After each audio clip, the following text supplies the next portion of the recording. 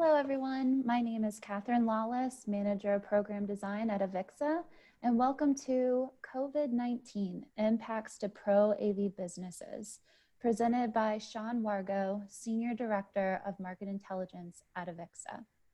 Before I hand over the presentation to Sean, here are a few housekeeping items.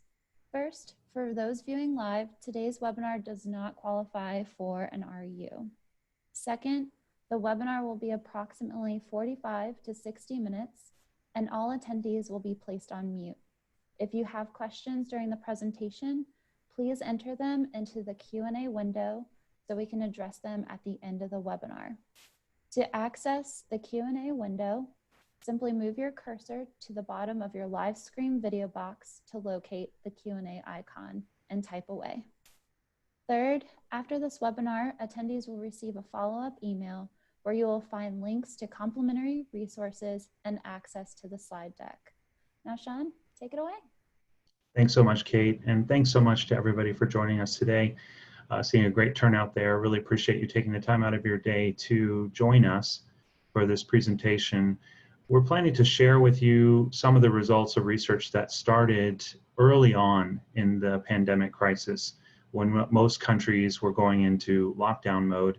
We had the idea, kind of started with AVIXA leadership, to reach out to our membership to find out how the pandemic, the shutdowns, stay-at-home orders, all those sorts of impacts out there were actually having an effect on their business. We wanted to give our members a chance to share, to see that they're not alone, to inform us so that as we predict and forecast what the 2020 year might look like for Pro AV, we did that with a sound foundation in data. So certainly huge appreciation and thanks out to our membership for completing this survey every single week. As you'll know, we got a strong response rate, some of it international, some of it end users, some of it providers of AV services. So it's our pleasure to be able to share this with you today, and certainly could only be doing that thanks to the contribution, the sharing of our membership of the impacts to their business. So let's dive in and explore how the pandemic has really been impacting it in business and see where that might lead us as we forecast for our year. So let's start with just kind of the basic questions that we asked our membership. We wanted to find out, first and foremost, is the pandemic and the shutdowns having predominantly negative, positive in some cases, no effect on business, etc. We started this early March, so the week of 3/20 is the first set of data that we have. Each week we get about 300 responses back, some of that international, as we mentioned, some provider, some end user. So what I'm going to hope to provide today is a perspective of end user side, so the demand side of the equation, and the supply side, providers of AV services and products and how it's impacting them. So you'll see that painted in the slides. Each chart will present some of the comparative perspectives of both.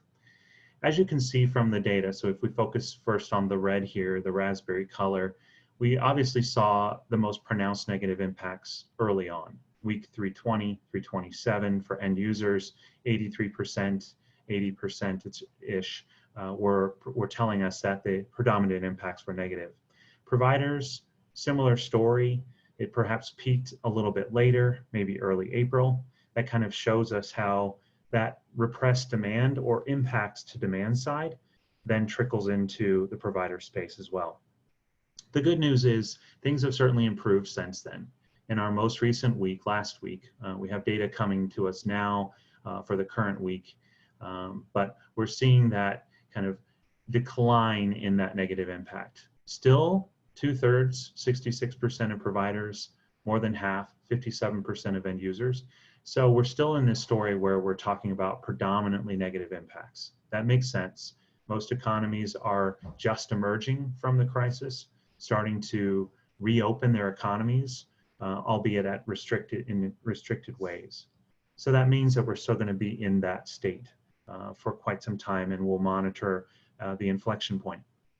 I can tell you in all honesty, we do a weekly video of these results that we post on our website, and it's painful to produce those videos and not to be able to come out and say we've turned a corner. We're predominantly positive. I personally look forward to the day where we can say the impacts to our industry have shifted and we're starting to see a reemergence or return to business. That's small in the minority, but for now, it's a hard story to have to tell out to the industry that it is predominantly negative at this point. When we look at international results, we do see a bit more negative story there, slightly higher in terms of that negative impact than North America. Most of our data does come from North America in full transparency. We welcome input on the survey each week from our international membership and providers and end users.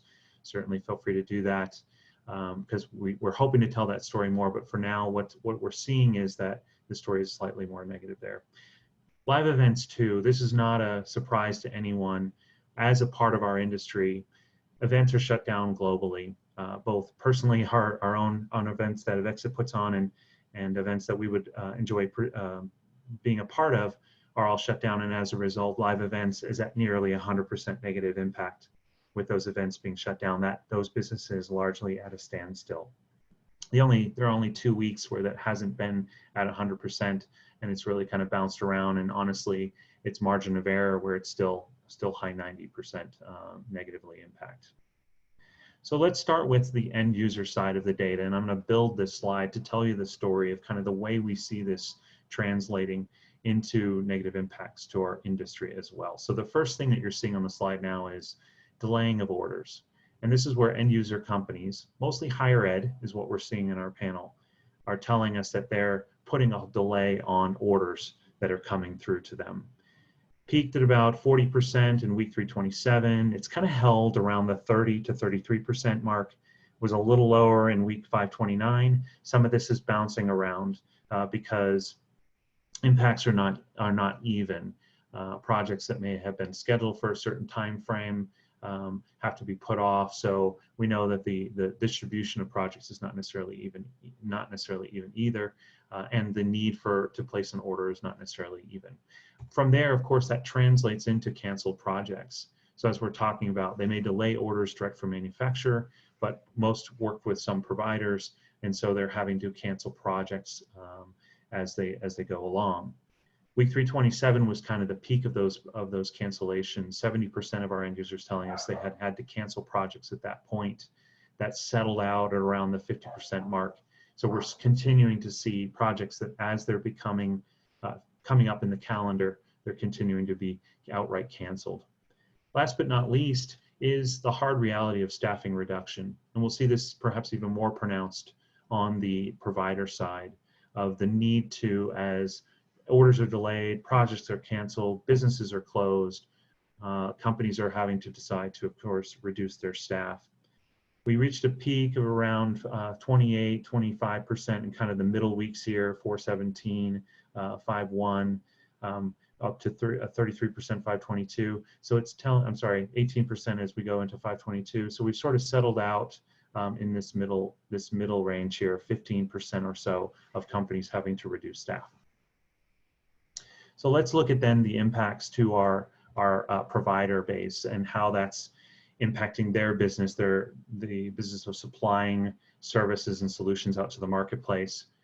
We had thought that COVID-19, the first impacts would be much more of a supply chain issue. That would make sense because Asia Pacific, obviously, a large amount of products flowing from China in particular, they were hit early on in the pandemic crisis, February, January. And so we had thought that mostly supply chain issues would be confined to that early period. Instead, we continue to see that permeate through the results as we go week to week. Week 410, 39%, even in week 529, a quarter, 26% of our providers impacted by some sort of supply chain. This kind of makes sense in hindsight as we look back and realize that while supply may improve coming out of China, local logistics of getting products, local supply for certain components is still impacted. So this moves around the globe as supply in different economies are impacted at different rates. Certain parts of the supply chain may be impacted. So this, while less, still continues to be a part of what we're facing as an industry.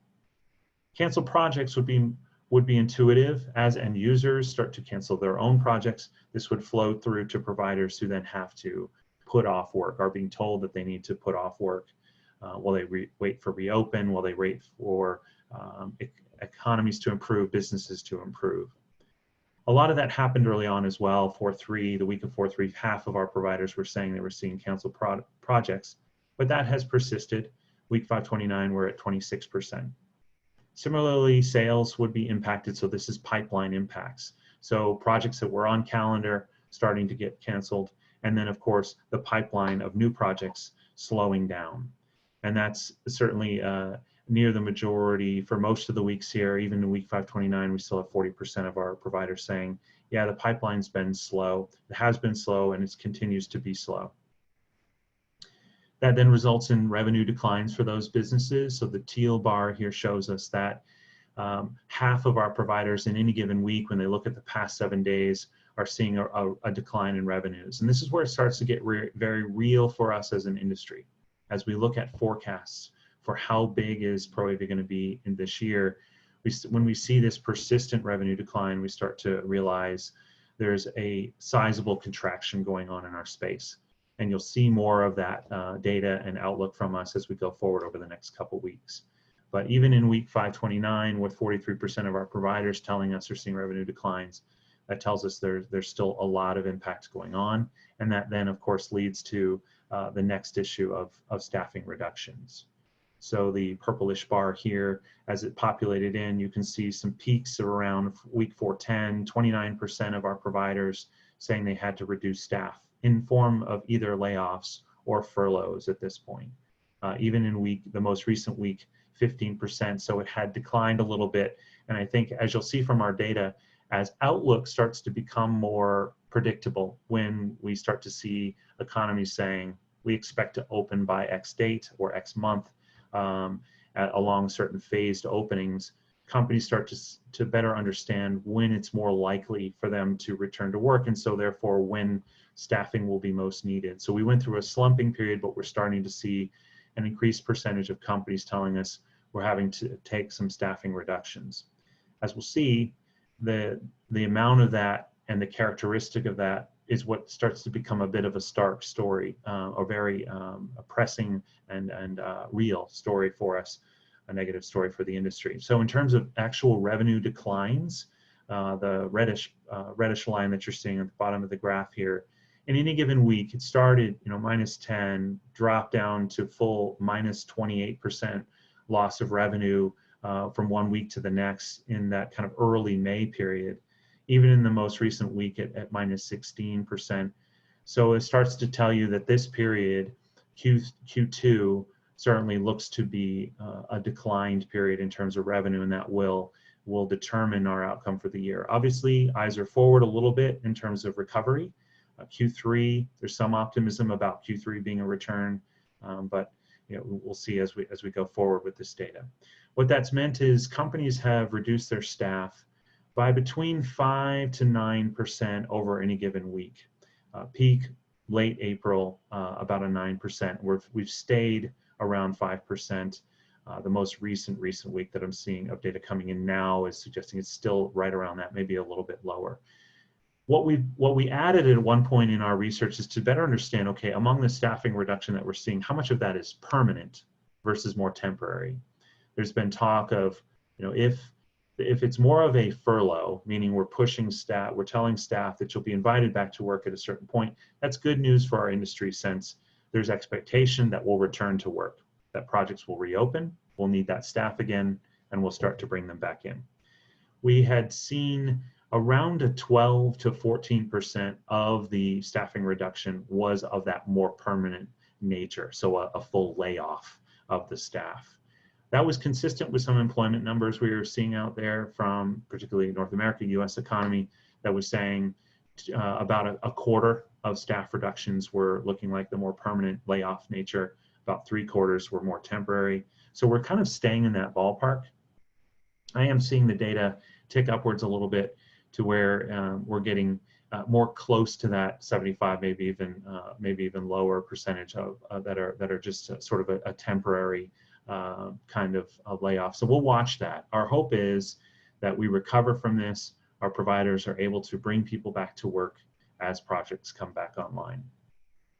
All of this data is consistent with data that we capture each month. So what you've been just seeing is a week-to-week survey, our COVID-19 impact survey that we field out to our broad membership. But we've always done, for the past 3 years now, a study each month to ask really two basic questions. How have your sales been trending versus the month prior? And how is your staffing trending versus the month prior as well? This is called a diffusion index, which means you look for scores above 50. So if you're above 50, it means the industry, the population that you're surveying, is in a net growth phase. So on the sales side, if we're above 50, we can say sales for our providers, we're growing consistently. What you can see from the top bar here, this trend line, March this year was the first month where we saw our sales index go below 50, strongly so, at a 21. So we can see that during the months of March, April, etc., we've remained in this contractionary period. So the data that we're seeing on the weekly impact of these revenue declines week over week also foots with the data we're capturing on our monthly index, which shows our industry in a state of decline. We think, we hope, that May starts to look a little bit better, and that data is coming out very, very soon, because you start to get to a point where you're coming from such a low base, things have declined so much, that growth becomes a little bit more possible. So our outlook is that over the next couple months, because of the low base, we should start to see the sales index improve. The same would be true of the employment index. Staffing has been reduced. So the last couple of months, we've seen net loss of employee, net loss of staffing. Hence our index is below that 50 mark. At 34, it was 38 last month, roughly. So those are two things that we'll continue to watch month to month. We expect that consistency to kind of remain out there. And we look at this as indication that we're turning a corner or not, and helps us forecast for the rest of the year. So let's talk about outlook then, and when our companies are expecting us to return to work, whether the industry to return to work. We ask a question each week in our weekly survey about the expectation for the bulk of project work to resume, and which month do you expect that would happen. What I love about our industry is the optimism that had persisted, particularly in the early weeks of the survey. So if you focus at the very bottom of the graph, in that May, those that were responding that work would return predominantly in May, you can see early on, early April, a quarter of our respondents were thinking that projects would resume in the month of May. That hits the realities of economic closures, economies, businesses, stay-at-home orders, all those things being in place. And so as we move forward, the outlook started to shift forward as well. By week 410, 417, 424, even the beginning of May and into second, third weeks of May, a lot of people were still optimistic that June was a realistic time frame. Even July. So the projection was by July, half of our respondents were telling us that the bulk of the project would have returned. We reached a real inflection point a couple weeks back, the week ending 5/15 or May 15th, where we started to see people getting word of when the phased reopenings would happen in states and in countries. And so things started to shift. August, September, beyond that time frame started to become the majority response. So in that week of May 15th, 56% of our respondents were telling us it was August or beyond that time frame. Look at the most recent week. August, September was 43%. So it was starting to triangulate around that time period of when things started to look realistic. I can tell you for live events, those respondents have really stayed in that beyond time frame. Since the very beginning, the 9% up to the 27%, where live events professionals telling us we're more likely to return in Q4 than we are anytime sooner. And for some, it may even be in 2021. What's certainly improved is fewer and fewer had been telling us, well, who knows when it might happen. We're getting a sharper and sharper read of that outlook.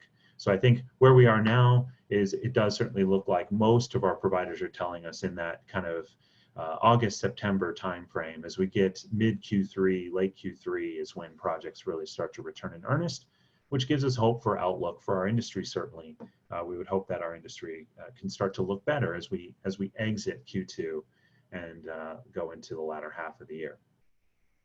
So we've been very interested as well in, given that revenues are slow and the cash flow is hard to come by, that the predominant mode of thinking among the businesses is how do we leverage, how do we make our way through this gap, and what methods can they take in order to do that. So in US, as in most other governments, there's been various programs to help bolster cash flow or offer some liquidity into businesses, some financing.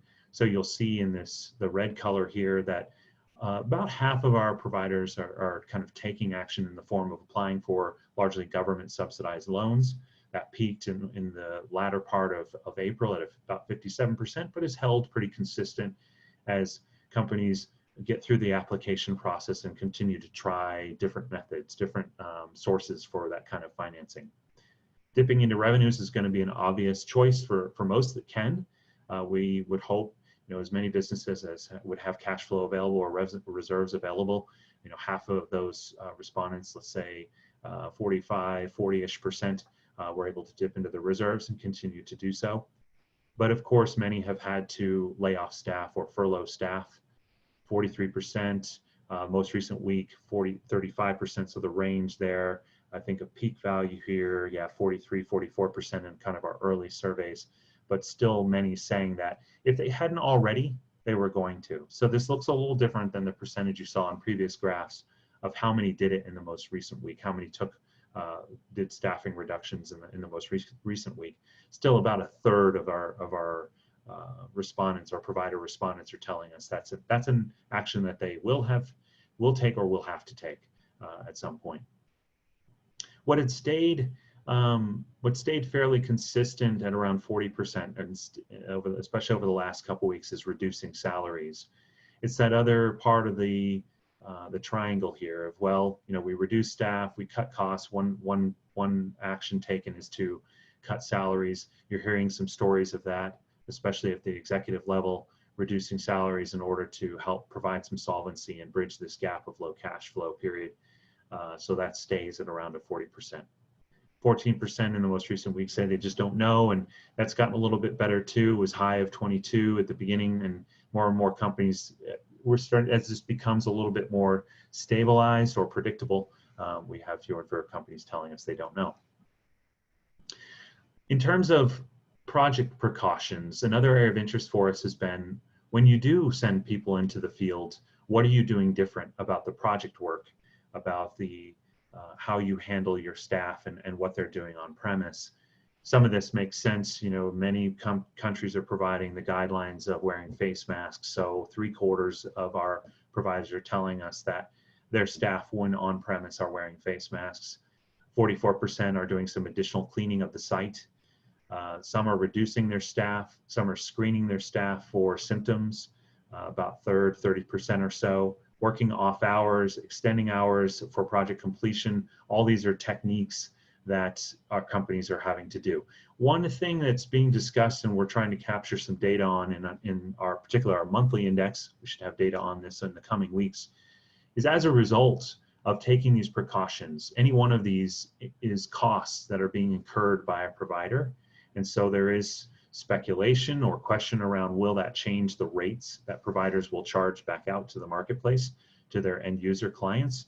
One would suspect that probably will happen, at least in some cases, and it may even be because it's a part of a suite of offerings. One could envision a situation where a provider would say to their clients, I will offer an additional level of cleaning, an upgrade in cleaning to do a little bit more to prep the space afterwards, and they would pass through some costs associated with that. So what we want to find out, though, is whether this is a more common phenomenon where their providers expect to raise rates. So expect to see some more data on that in the coming weeks. There's some good news in the survey. And what we started doing the latter part of April is asking about recovery and how that's translating, whether we're starting to see net positives out there, whether business is opening back up. That starts with pipeline reopening, increasing inquiries coming back into the business for future work.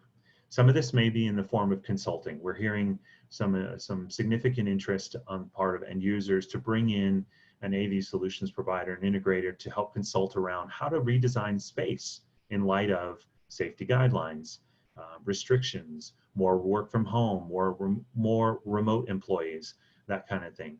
So we're starting to see about 43%, 2 out of 5, that are telling us that yes, that's in fact happening.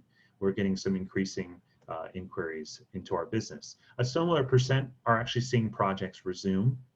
And as a result, are some, not the majority, only about 16, 17% are seeing their revenues come up and are therefore hiring back some staff to support those projects. This is the good side that we hope to continue to see improving. It's fairly stable right now at 40% for increasing inquiry and project resumption. But if predictions hold, as we go forward to July, August, September, this data should really start to show a healthy resumption of that project work. The flip side of that is the question of, well, some companies may not survive the gap. And so we've been interested in the state of operations of our provider companies. Are they reduced? Are they closed, even if only temporarily? The good news, 2/3, the majority across each week, are telling us that while they may be at reduced capacity state, the level of project work is diminished, they are still open for business. So they're open, but with a reduced capacity. About a quarter are full capacity. That's perhaps the best outcome, and certainly this reflects a lot of things. Some is being in the sweet spot. We've known that unified communications, UCC, conference and collaboration, content distribution, those are sweet spots in our industry where there's a lot of interest and demand as we all work from remote and we need to reach our audiences. So providers who are serving that space fit into this 24%, 22%-ish who are at full capacity currently. Some are companies that have pivoted in order to be able to address, meet that demand. On the negative side, some are permanently or temporarily closed. Fortunately, it's a small minority, 10% in that category, only 1 or 2% that are saying they're permanently closed. Still not something we hope or want to see, but it certainly reflects where we are with the reality of the longer that cash flows are suppressed, the more and more it becomes hard for companies to remain in business. The hope, I suppose, would be those that have to close reemerge in some new form, some new capabilities, some new company structure that allows them to address what may be the new normal once we get to that state. And I think that's all about this story of finding the opportunities. The story has changed in this regard too, and this is what we start to look for as we transition into more of a forecast mode. Where is the opportunity for us now, and where is it for the future? As we kind of look from left to right here, the places where we've noted significant decline in demands and therefore revenue and opportunity for our space are fairly intuitive to everyone at this point in time. The trials and tribulations of live events are well known, and related to that, anybody in the performance/entertainment type of solution area, this is where they're installing solutions in museums, theaters, auditoriums, stadiums, etc. That business is largely on hold as those spaces remain closed. There's some hope that because they're closed, we can accelerate some of that work and perhaps get it done ahead of originally scheduled. But I would say that's the minority, that we're expecting significant declines, and we'll forecast accordingly once we release those numbers in later this month. Moderate declines, more positives, where there's some demand or some maintaining strength of demand, even if some challenges would be the middle 3 here: digital signage, simulation visualization. So these are your 3D, AR, VR types of experiences out there. Some of them for learning purposes, some of them for flight simulation or military types of training exercises, those kinds of things. And then last but not least, classroom and distance learning types of solution areas. Digital signage, we think, is perhaps the most impacted of these 3, just because the uncertainty around consumers resuming their spending and therefore retail returning and hospitality kind of returning to health, especially as we go through to the holidays, becomes a question mark. Economies are reopening now, We would argue there's probably a bit of pent-up demand, and so late this year looks pretty good from an economic recovery perspective. But there's a lot of what ifs to that: resurgence of virus, availability of vaccines, confidence of consumer. That makes it a question mark for us. So digital signage being so tied to two areas that are hardest hit here, hospitality and retail, makes it a bit of a question mark. We do think it's down for the year, but the timing is everything. And so when those parts of the economy are able to reopen, may help digital signage to return. Learning is kind of another area where it's, yes, we're seeing a rise, a need for, a push for distance learning. That spending mix is shifting a bit towards more online systems and away from classrooms to some extent. The question mark being, as we talked about for performance entertainment, how much of higher ed institutions are able to say, look, our classrooms are empty, let's pull forward some work, let's keep our providers opening and working with us. That's a possibility, and that may actually help lessen the decline here, but we'd still think that learning as a solution area will be a net decliner for the year. Slightly down and up, and this is where things get kind of interesting and the opportunity really shines for us. We've known and are kind of witnessing in real time right here with this webinar that conferencing collaboration and content distribution are two hotspots. We've had to be able to reach remote audiences. There's a renewed desire among trade shows, events, conferences in capturing content, keeping their events going in a virtual format. So ramping up their ability to capture content and then distribute it out to remote audiences is a part of our business where live events providers in particular are able to pivot. They can provide post-production support, perhaps even lease some equipment. And so that keeps it as a potential strength, a stronger area. The next two kind of make sense if you think about the requirements of monitoring a pandemic and dealing with it in the real time. Security, surveillance, life safety as a solution area. We expect this to potentially be one of the perhaps even moderate growth areas for the year as investment has flowed in ensuring that spaces are equipped to be able to monitor symptoms of staff or whatever, provide additional security, all those kinds of things. We're seeing that investment happening very much, particularly in some economies of the world, some parts of the world. And so this is an area where ProAV can help through cameras, through systems, etc., as we always have. Even though this is a somewhat separate industry, ProAV is involved, and we reap the benefits of some of that focused investment in those areas. Command control is similar.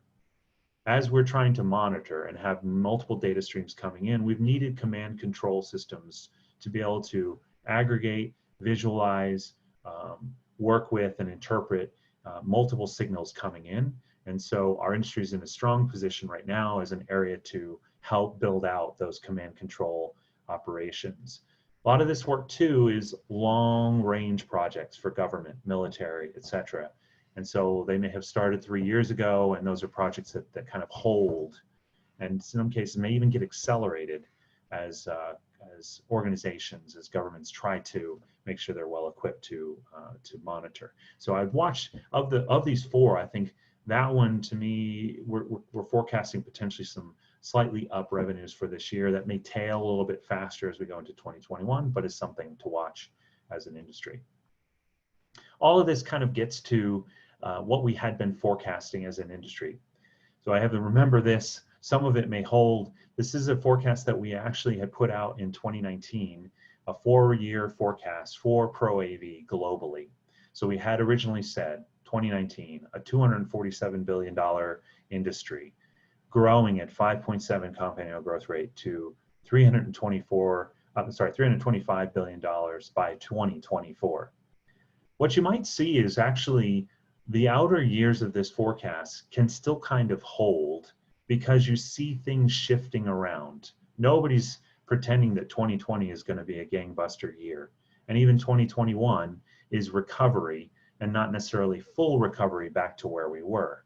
But growth gets pushed out. And so we could expect a 22, 23, 24, those years to see some accelerated growth year over year as we reap the benefit of recovery in economies, projects come back online, so that those numbers still look the same or similar. in terms of compound annual growth rate. In fact, we might even see a 5-year compound annual growth rate that is improved over where we were just because of that acceleration.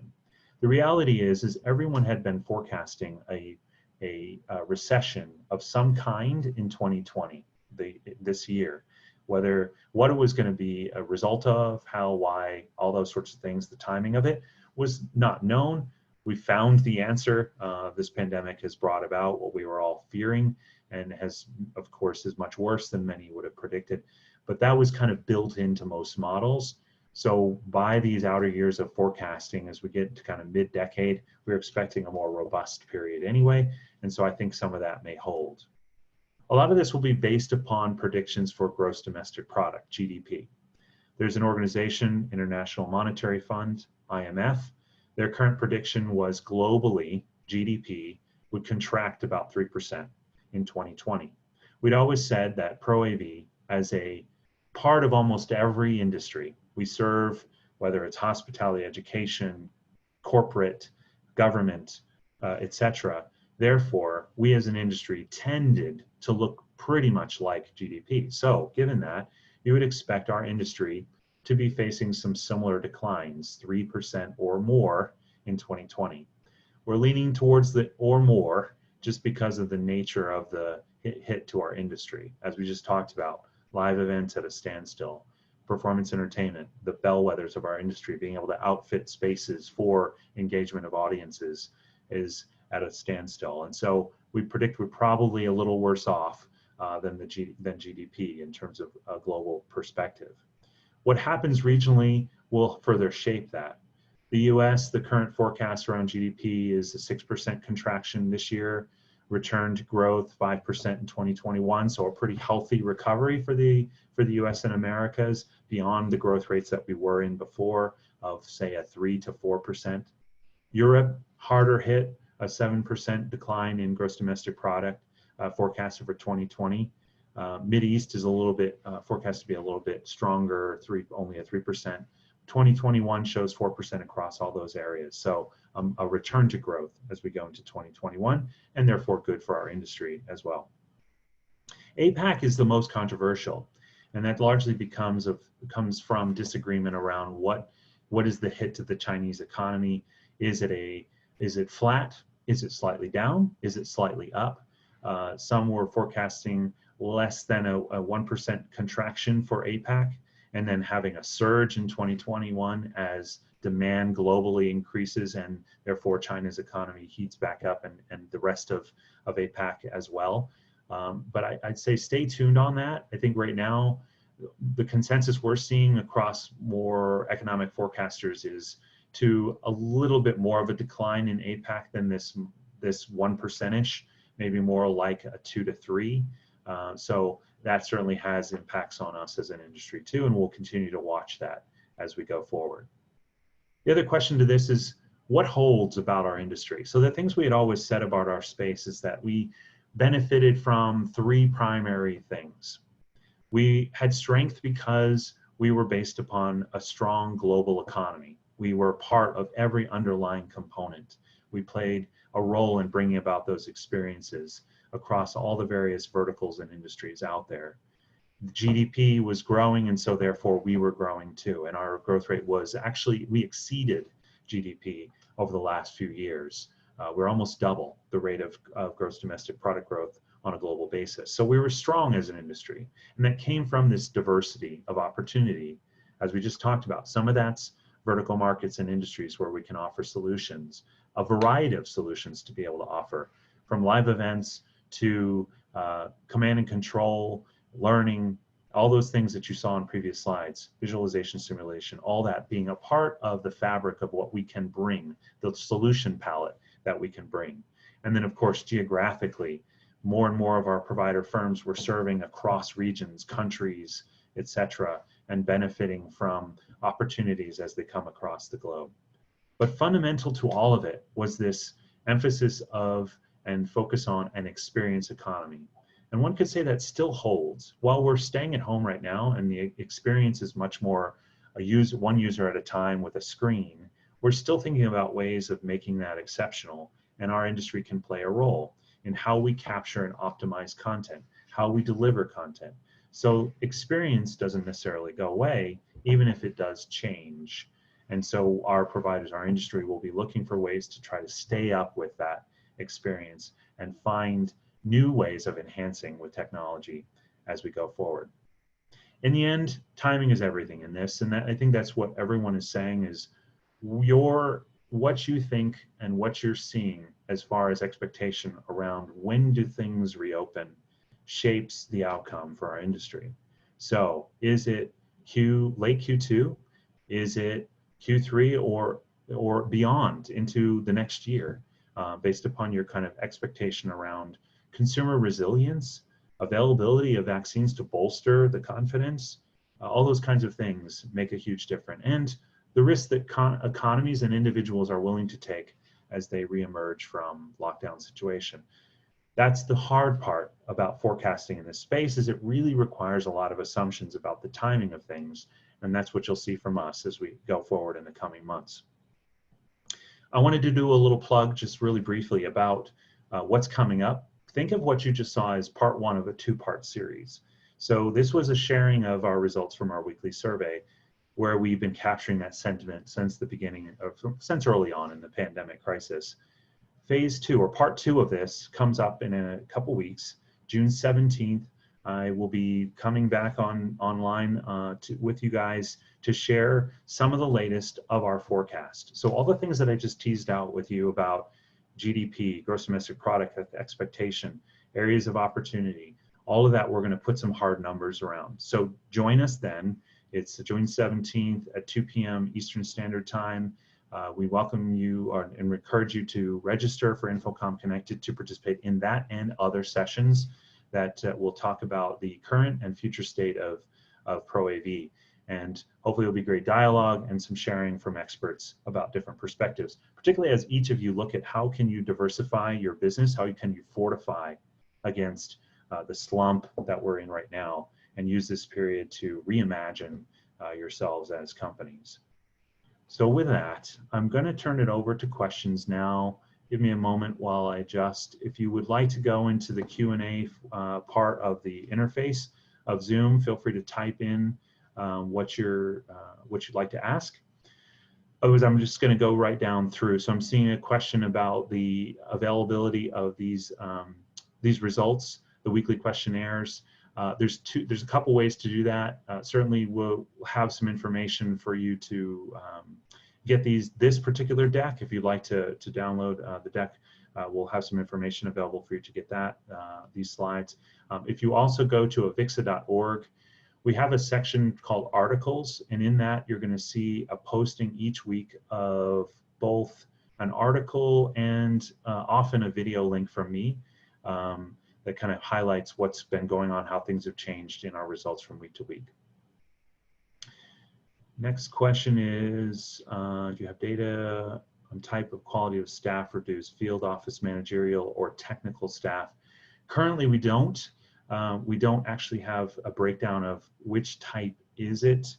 I would predict that it's been sort of largely on that field staff as projects have been canceled, but it's probably going to vary significantly by company. So it's a great question. I'd love to, I can take this ball and run with it actually, since we do slight tweaks to our survey each week. It is something that we can add as a question. So stay tuned. I'll put that in there and see what we can get back. Has there been any sort of characteristic of the types of staff that we're seeing as far as reductions? Good question here about the trends from country to country, and this gives me an opportunity to plug our survey and encourage you all to participate. In full disclosure, our survey and our membership as AVIXA has tended to be predominantly North America. We encourage outside perspective from around the globe. Please come to avip.avixa.org, and if you're a member, even a basic one, and you have login credentials to our website, that will give you access to our survey community where you can participate in discussions. You can participate in this survey, monthly surveys, other ones that we put up there. It's a great way to get involved. So please come, offer your perspective, because for now, I don't have a lot of ability to break out by country. Would love to be able to do that, but it's going to, of course, require some more responses from our member base. Okay, let's see.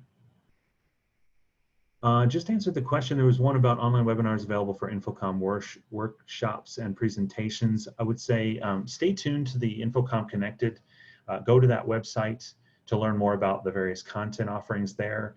Some of those, I believe pretty much all of those are recorded, and so you'd be able to watch them after the fact. You can participate in them live. So look for more information there on that platform about those. That's a great way to participate even if you can't make the particular time slot. I see a question about digital signage. I think digital signage is going to grow greatly in the next months due to the need of sharing, showing precaution methods of social correctness post-COVID. What are your thoughts on this? Good one. In fact, I've been asked that in a couple of different places by press as well.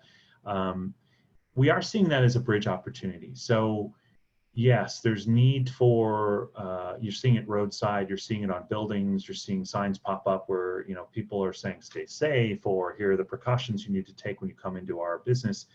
The fundamental difference about those, if you think about it in just straight form factor, is the size and scale. So a lot of digital signage that we had been seeing pop up over the last few years had been more in this direct view LED kind of fashion, big, huge screens in stadiums, venues, etc. So the scale of investment was very, very large. What we've seen in the digital signage marketplace is a scaling down to a more volume kind of play, where it's smaller screen across more places. The price points on those displays are much, much lower, had been falling and continue to fall. And so all of that kind of compounds to a slightly lower revenue outlook for digital signage because of the nature of the investment. You could say, yes, more displays showing up, but smaller in size. And so therefore not quite the scale and scope that we've been seeing before. So we're hoping that we see as hospitality, retail, live events, venues start to open back up, we get more of that kind of, yes, more the same story, volume, but also more of the larger scale as well. Let's see. Good question. Of the 300 responders, what percentage were end users versus providers?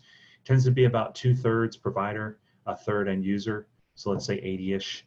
In any given week that are end user, and then the rest, the 220-ish, are providers. How do you see outsourcing affecting integrators? Do you see integrators outsourcing when they have previously not? Interesting question. So subcontracting, so what would make me think that this might be true, that there would be more outsourcing? We don't have a specific question on it, but just theorizing based upon what we're seeing in the marketplace. You would expect, right now we're seeing providers, companies trying new things. They're expanding their capabilities. They're not always going to have the expertise to do that, whether it's a whole new area, conference and collaboration, distribution of content, those kinds of things. So they may need to lean on some outside organizations to help bridge them. So I could see where that might be true. I could also see where revenue's tight, project scopes might be tight, and so they might want to hold more of that close to the vest. So it's probably a bit of a mixed bag. If anything's true of our industry, though, like we said before, diversity rules. People will try different things to fit the needs of different customers, and so I could expect it's probably 50-50 across the landscape. I answered this one before. Individuals in the survey, we get about 300 each week. Let's see. Can't yet talk to countries. Please do participate. We'd welcome some more response at the country level to be able to help separate out. This is true also of separating regions. So Latin America, North America, I see a question about that too, being able to talk about the specific regions. We would need some more response. Right now it's a bit thin, so all we can do is, unfortunately and terribly, generalize in terms of international. Love to be able to break that out, and so would encourage people to offer perspectives. Will I also be able to prepare for CTS or get CTS certified? Yes, I would look for our educational catalog that's available at avixa.org as well to help you see what prep classes are available for CTS and other training. As Kate mentioned early on, this particular webinar does not count towards RUs for those that have their CTS already, but you can look through our course catalog to see which ones do, and also which courses would then help prepare you for CTS. Of end users that responded to the survey, what vertical gave the most feedback? Without a doubt, we're seeing the greatest feedback from higher ed. That's consistently true. That reflects our membership as well. We've tended to have a good historical participation in AVIXA as a whole from higher ed companies and higher ed end users, and so that one tends to dominate. Some corporate as well, but mostly the higher ed. And I'm going to answer this one. I'll make this the last one since we're getting close to our close time. Survey fatigue, certainly. You know, we're a part of the cause there too. And what would you say to those of us experiencing survey fatigue? Yeah, certainly from our perspective, please feel free to take a week off here and there. You know, we try to offer some rewards for participation, but we absolutely recognize that it does take time. And once again, sincere thanks for those that are continuing to come back. You know, take some time away. If things aren't really changing for your business, it's okay to take that week off. You know, we have never pretended this was some sort of scientific, robust methodology to precisely measure impacts to our industry. We're just hoping to provide a sharing. So that's any information is good information, and we thank your efforts for doing that. But please do feel free to take a break from time to time. Any other questions? Feel free to reach out to me directly. I'm at swargo@avixa.org. You can also reach out to my counterpart, Holly Klarman, if you have questions about getting access to other of our studies that you might see on our webpage. You can come to avixa.org/insight/market-intel for some more information. And feel free to tweet about us or something you've seen or read about our research at #AVIXAIntel. Thanks so much, everyone. Be well, and hope to see you again soon. Awesome. Thank you so much, Sean, and thank you for joining today's webinar on the COVID-19 impacts to pro AV businesses. And thank you to Orestes Martinez and his company Stows out of Ecuador for providing today's translations. And Sean, again, a huge thank you for helping us understand the impacts of COVID-19 in the pro AV business world. We all hope you enjoyed and have a wonderful day.